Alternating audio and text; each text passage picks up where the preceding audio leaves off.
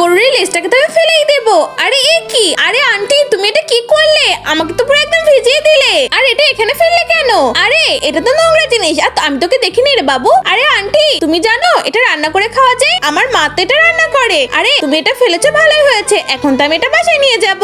আমার মা তো এখন এটা রান্না করবে। এরপর কি হলো তা দেখার আগে তুমি বলো, তোমাকে যদি বলা হয় 1 বস্তা টাকা নাকি মা, তুমি কোনটা নেবে? তুমি যদি আমার মতো মাকে ভালোবেসে থাকো তাহলে ভিডিওটাকে লাইক করে চ্যানেলটাকে সাবস্ক্রাইব করে দাও। মা মা এই দেখো আমি কি এনেছি। আমি তো গরুর লেজ এনেছি। আরে এই লেজটা তো আমি পুকুর পাড়ে পেয়েছি। মা তুমি এটা রান্না করো না। আচ্ছা ঠিক আছে চল, প্রথমে এটাকে ভালো করে ধুয়ে নিব। আমার ধোয়া তো হয়ে গেছে। এবার তো এটাকে নিয়ে যে সুন্দর করে পিস পিস করে কেটে নিব। আরে এই তো আমার কাটাও তো প্রায় কমপ্লিট হয়ে গেছে। এবার এটাকে গামলায় তুলে ফেলি। যাই এই কড়াইয়ের পানির মধ্যে কিছুটা লবণ কিছুটা সয়া সস দিয়ে এটাকে সেদ্ধ হতে দিই। এর ফাঁকে আমি আমার রসুনের পেস্টগুলো কেটে নিই। আমার লেজ তো সেদ্ধ হয়ে গেছে। এবার এগুলোকে পানি দিয়ে ভালোভাবে ধুয়ে নিই। এই তো এগুলো তো ধোয়া হয়ে গেছে। এবার একটা কড়াইতে কিছুটা রসুন কুচি দিয়ে ভালোভাবে মিশিয়ে নিই। এর মধ্যে কিছুটা পানি দিয়ে দিই। এই তো এর মধ্যে এক একে পেঁয়াজ রসুন শুকনো মরিচ আর এই লেজগুলো দিয়ে দিই। এবার এর মধ্যে কিছুটা সয়া সস কারি সস টমেটো সস দিয়ে নিয়ে নিই। এই তো আমার রান্না তো হয়ে গেছে। এবার এটাকে টেস্ট করি। আরে ওয়াও এটা তো দারুণ খেতে।